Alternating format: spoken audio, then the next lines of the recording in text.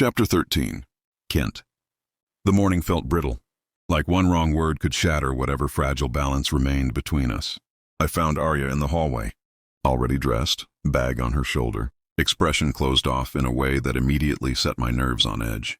She didn't look at me when I spoke. "I'll drop you off." It wasn't a question. She didn't argue. Didn't acknowledge it either, just brushed past me and got into the car without a word. That silence worried me more than if she'd yelled. I started the engine, pulling out of the driveway. The familiar route suddenly unfamiliar with the weight sitting between us. She sat rigid in the passenger seat, arms folded tight across her chest, gaze fixed out the window. I glanced at her once, then again. She didn't move. I cleared my throat, fingers tightening on the steering wheel. I wasn't good at this part, talking when things were emotional, undefined. I preferred problems with clear solutions. This didn't have one. "Arya?" I said finally. She didn't respond. I tried again, softer. "I know you're still mad." "Nothing." I exhaled slowly, frustration and concern tangling together. "I was worried about you. You didn't pick up my calls. You didn't reply to my messages on time." I shook my head slightly. "What did you want me to think?" She shifted slightly but didn't look at me. I waited. Silence answered.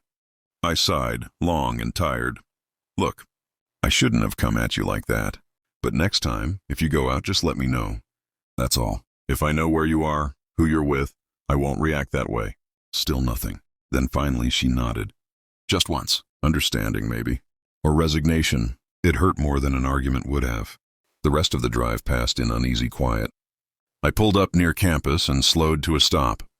She reached for the door handle without hesitation. "Bye, Uncle Kent," she said. The title landed like a door slamming shut. She didn't wait for a reply. I watched her walk away, shoulders squared, steps purposeful, not once looking back. Students moved around her, laughter and noise swallowing her up until she disappeared into the crowd.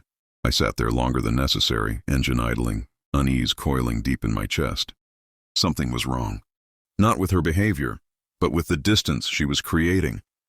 The way she'd withdrawn so completely felt deliberate, like she was protecting herself from something, or from me. I drove away with a knot in my stomach I couldn't shake, replaying the morning over and over, searching for where I'd misstepped. I still didn't understand what had changed, only that it had, and whatever it was, I had a feeling it wasn't going to be easy to fix. Chapter 14. Kent. It took weeks for me to admit something had changed. Not in a dramatic way, not all at once, just absence.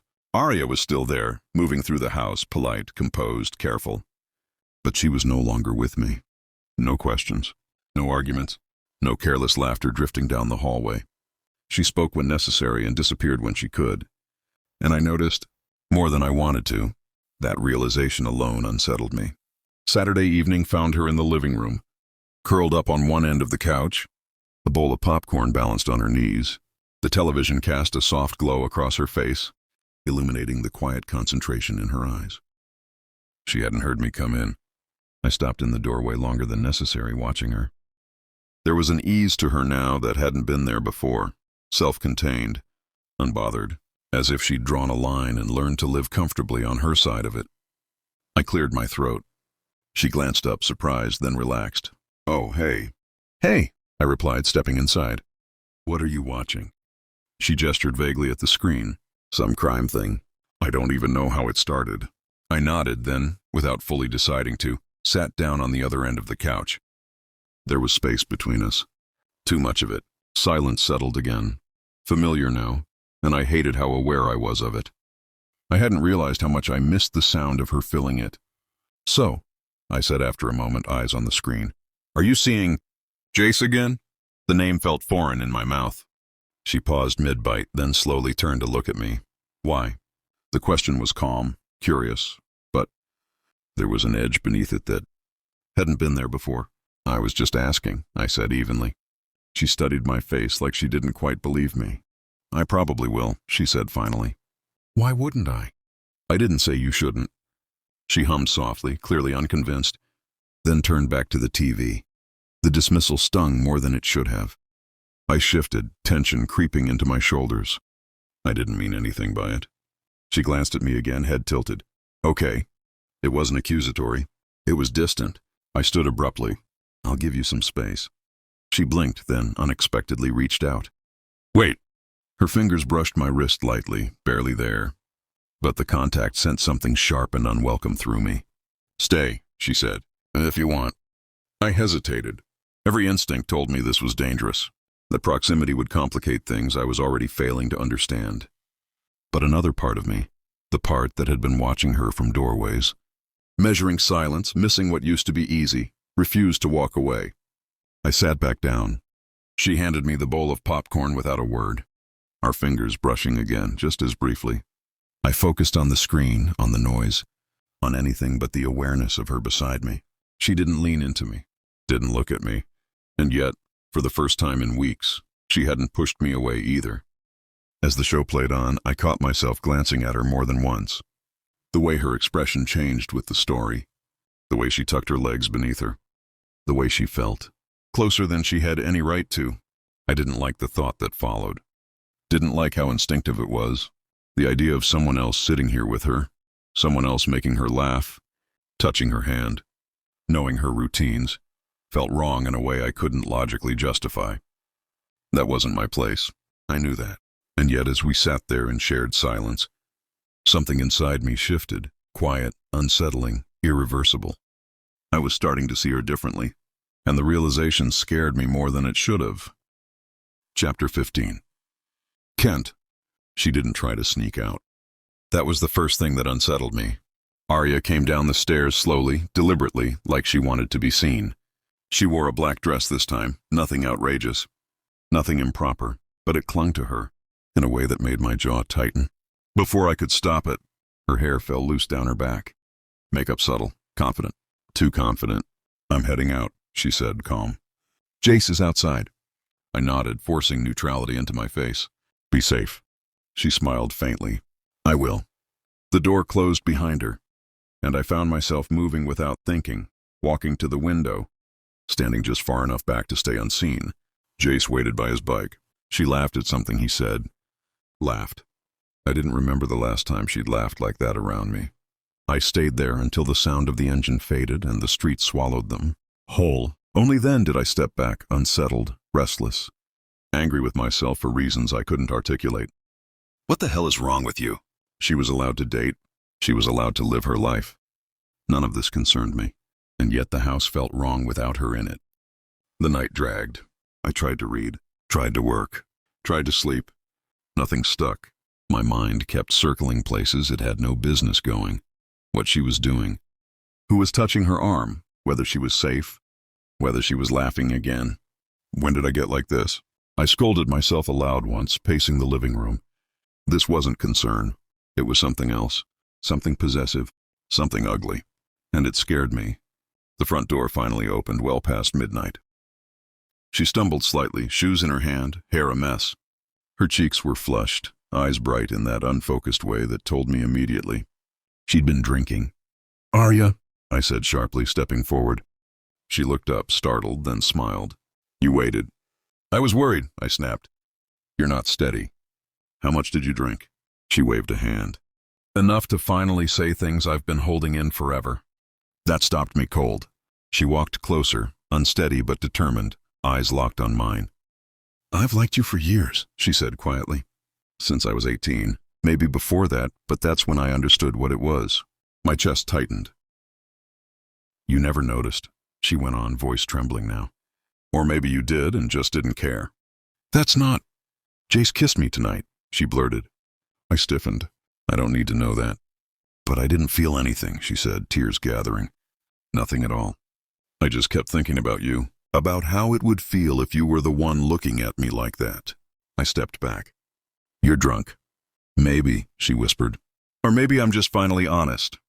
She took another step closer, invading my space, her voice lowering. I wanted you to see me, to want me, even just once. My heart was pounding now, hard, loud, dangerous. This is too much information, I said hoarsely. You don't know what you're saying. She reached for me. Kiss me, she pleaded softly. Just once. Then I'll stop. I swear. I caught her wrist before she could touch my chest. The contact sent a shock through me that I hated how much I felt. No, I said, sharper than I meant to. Absolutely not. She flinched. Jace let you drink like this? I demanded, anger lacing my words, searching for something safer to cling to. What kind of man does that? I asked him to. She shot back. I wanted to forget you. You're the reason I can't move on. That's not fair, I said, voice tight. You're confused. You're young. I'm 22, she snapped. Not a child. You're my best friend's daughter, I said firmly. And nothing can happen between us. You should never see me this way. Silence stretched between us, heavy and painful. Her eyes filled, but she straightened, pride snapping back into place. Fine, she said quietly. Then pretend this never happened. She pulled free and walked past me, shoulders stiff, disappearing down the hallway.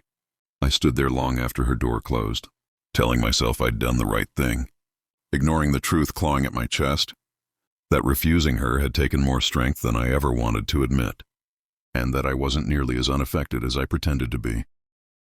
Chapter 16, Arya. I couldn't focus on anything today. Not my lectures. Not the professor calling my name twice before giving up. Not even the girls whispering beside me, nudging each other like they always did when a boy walked past. My mind was still stuck in last night. Stuck on the way my heart had been beating so hard. I thought it would tear through my ribs. On the way my voice had trembled when I finally said the words. I'd been swallowing for years. I told him. I actually told him. The decision hadn't been impulsive. Not really. It had been building slowly, eating away at me night after night, until it became unbearable. I was tired of pretending, tired of wondering what if, tired of carrying something he didn't even know existed. So I drank, not because I wanted to lose control, but because I wanted courage. Because if I didn't say it then, I never would. And now the truth sat heavy in my chest. He pushed me away.